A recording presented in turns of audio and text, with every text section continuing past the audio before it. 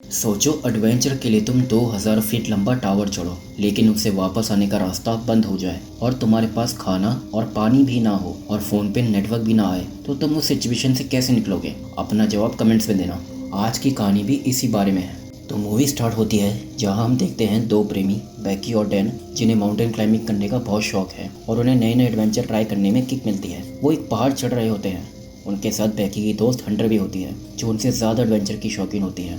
ऊपर चढ़ते हुए डैन एक छोटे से गुफा में अपना हुक लगाता है पकड़ बनाने के लिए कि तभी एक चिड़िया वहां से निकलती है और डैन का बैलेंस बिगड़ जाता है, जिससे वो गिर जाता है, पर रस्सी उसे बचा लेती है। बैकी और हंटर ये देख के बहुत डर जाते हैं और उसकी मदद करने के लिए कुछ करने ही वाले होते हैं कि तभी डैन की रस्सी टूट जाती है और उसकी पहाड़ से गिरने की वजह से मौत हो जाती है। फिर कहानी 51 वीक्स आगे बढ़ती है, जहाँ बैकी अभी भी डैन की मौत के लिए खुद को जिम्मेदार मानती है और मूव ऑन नहीं कर पाती। वो एक बार में शराब पी रही होती है और डैन को कॉल लगाती है, जिससे वो उसकी वॉइस मेल से उसकी आवाज़ सुन सके। उसने अभी तक डैन की एशेस को अपने पास रखा है, जो बताता है कि वो पूरी तरह टूट चुकी है। बाहर के बाहर उसके डैड उसे संभालने आते हैं और वो किसी से नहीं मिलना चाहती और वो उन पर गुस्सा होती है और वो उसे बोलते हैं कि अगर उस दिन डैन की जगह तुम मर गई होती तो वो तुम्हारी तरह अपनी लाइफ बर्बाद नहीं कर रहा होता। जिसे सुनकर बैकी को और गुस्सा आ जाता है और वो वहाँ से चली जाती है। दरअसल बैकी के डैड डैन और बैकी की शादी के लिए राजी नहीं थे, इसलिए बैकी अपने डैड से चिढ़ती है। घर पहुंचकर बैकी और भी ज़्यादा डिप्रेस हो जाती है। वो डैन को कॉल लगाती है पर कॉल नहीं लगता। वो लाइफ से हार मान लेती है और वो शहर कहानी ही जारी होती है कि तभी उसको किसी का फ़ोन आता है। वो फ़ोन उसकी दोस्त हंटर का होता है। वो उसे मिलने आती है और बैकी थोड़ा रिलैक्स फील करती है। हंटर बैकी से 1 साल बाद मिल रही होती है और वो उसे बताती है कि उसे एक टावर चढ़ना है और उसे कंपनी चाहिए। वो बैकी को टावर के बारे में बताती है। इसका नाम B67 टीवी टावर है और इसकी ऊंचाई 2000 फीट है। लेकिन बैकी उसे बोलती है कि 1 साल हो गया है और अब वो बैकी नहीं रही जो एडवेंचर करने के लिए सबसे आगे रहती थी। लेकिन हंटर के बहुत ज़ोर करने पर वो किसी तरह मान जाती है और वो दोनों अगले दिन चले जाते हैं टावर को चढ़ने। रास्ते में बैकी को पता चलता है कि हंटर अब एक यूट्यूबर है और वो दोनों मस्ती करते हुए जाते हैं कि तभी उनकी गलती की वजह से एक हादसा होते होते बच जाता है और वो दोनों चैन की सांस लेते हैं। वो अपनी मंजिल पे पहुंचते हैं, जहां वो देखते हैं कि 2 गिद्ध एक बकरी को खा रहे होते हैं। वो दोनों उन गिद्धों को भगाते हैं और फिर टावर को देखते हैं जो आसमान को छू रहा होता है। बैकी को ये देख के बहुत डर लगता है, लेकिन हंटर उसे सहारा देती है और उसका हौसला बढ़ाती है। फिर वो दोनों टावर पे चढ़ते हैं। टावर की हालत बहुत ख़राब होती है, मानो जैसे काफ़ी समय से उसकी मेंटेनेंस न की हो। उस पर हर जगह जंग लगा हुआ होता है, स्क्रूज ढीले हो रखे होते हैं, कोई तो निकलने वाले हैं और सीढ़ियाँ तो पूछो ही मत, चले तो चांद तक नहीं तो शाम तक। बैकी को सारे इमोशंस एक साथ आ रहे होते हैं। वो बहुत डर के साथ ऊपर चढ़ रही होती है, मगर हंटर बहुत एक्साइटेड होती है। उसे बिल्कुल डर नहीं लग रहा होता। थोड़ी देर में हंटर बैकी को बताती है कि वो आधा टावर चढ़ चुके हैं, 1000 फीट, मतलब आईफिल टावर जितना वो चढ़ चुके हैं। ये सुन के बैकी की फट जाती है और वो दोनों क्लाइंबिंग कंटिन्यू करते हैं और फिर दूसरी लैडर में चढ़ते हैं, जिसकी हालत पिछली सीढ़ियों से भी बदतर होती है। वो दोनों जब ऊपर पहुंचते हैं तो एक स्क्रू सीढ़ी से निकल जाता है और उन्हें पता नहीं चलता। ऊपर वो दोनों मज़े करते हैं, सेलिब्रेट करते हैं कि उन्होंने ये ऑब्स्टैकल पार कर लिया। वो दोनों बहुत खुश होते हैं, सेल्फीज लेते हैं। फिर हंटर टावर के एज पे लटक के सेल्फी लेती है और बैकी को भी करने को बोलती है। बैकी मान जाती है और लटक के सेल्फी लेती है। फिर बैकी डैन के एशेस को हवा में आज़ाद कर देती है और दोनों इमोशनल हो जाते हैं। फिर वक्त आता है नीचे जाने का, तो हंटर बैकी की कमर में हुक लगा के उसे नीचे भेजती है, लेकिन सीढ़ियाँ टूट जाती हैं और बैकी लटक जाती है। हंटर किसी तरह बैकी को ऊपर खींच लेती है।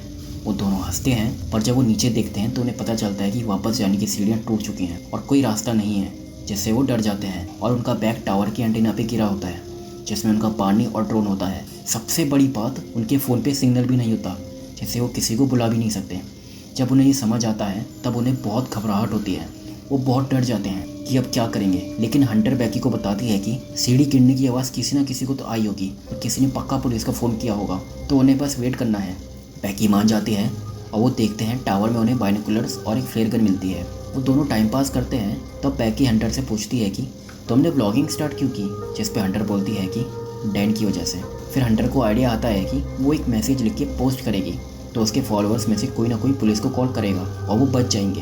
फिर वो फ़ोन को जूते में डाल के उसमें कुशनिंग करके नीचे फेंक देती है और बैकी देखती है कि हंटर के पैर में 143 लिखा है। तभी हंटर उसे बोलती है कि नीचे एक आदमी अपने कुत्ते के साथ है। वो दोनों बहुत चिल्लाते हैं, जूते फेंकते हैं, पर वो नहीं सुनता।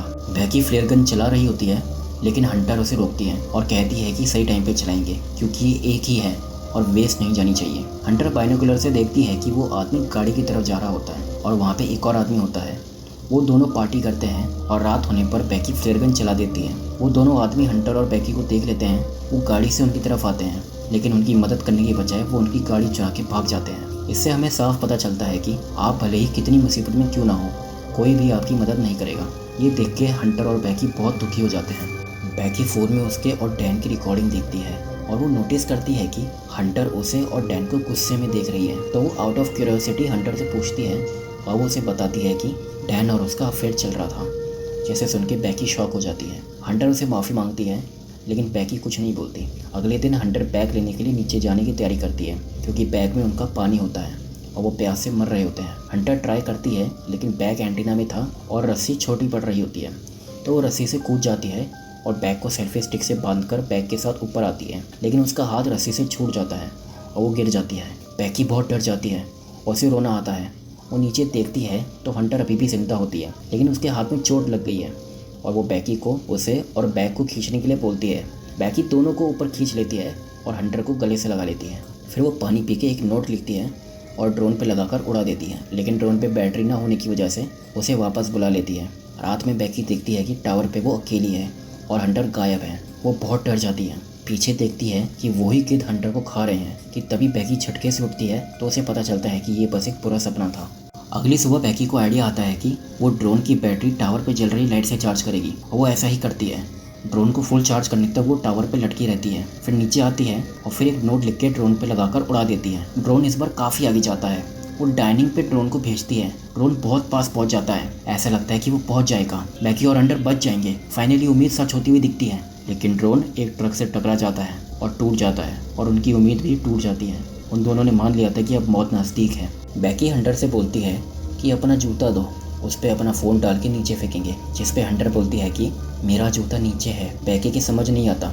हंटर बताती है कि मैं तुम्हारे साथ नहीं हूँ, मैं मर चुकी हूँ। तब पता चलता है कि हंटर की मौत तभी हो चुकी थी जब वो बैग लेने के लिए नीचे गई थी। बैकी ने हंटर और बैग को नहीं, सिर्फ बैग को खींचा था। इतने दिन से बैकी के साथ हंटर नहीं बल्कि उसकी इमेजिनेशन थी। ये देख के बैकी और भी ज़्यादा टूट जाती है और वो नीचे देखती है कि हंटर एंटेना पे मरी हुई होती है और गिद्ध उसे खा रहे होते हैं। अगले दिन ही तूफान आता है और बैकी एक वीडियो बनाती है अपने पापा के लिए, जिसमें वो सॉरी बोलती है हर चीज़ के लिए। अगले दिन बैकी बेहोश होती है और इतने दिन भूखे होने की वजह से एक गिद्ध को खा जाती है, जिससे उसे थोड़ी एनर्जी आती है और वो हुक लगा के हंटर की बॉडी के पास आती है और फ़ोन पे अपने पापा को अपनी लोकेशन सेंड करके फ़ोन जूते में डालकर हंटर के पेट में डाल देती है और उसकी बॉडी नीचे फेंक देती है, जिससे कि फ़ोन में सिग्नल आ जाए और उसके डैड हेल्पलाइन नंबर में कॉल करके उसे बचा लें। अगले सीन में उसके डैड टावर पे आते हैं और वहाँ पुलिस और एम्बुलेंस भी होती है, जिससे पता चलता है कि बैकी सही सलामत टावर से बच गई। और वो अपने पापा को देख के बहुत खुश होती है और उनसे माफ़ी मांगती है और जिस लाइफ को वो इतनी आसानी से ख़त्म करना चाह रही थी उसकी इंपॉर्टेंस समझती है।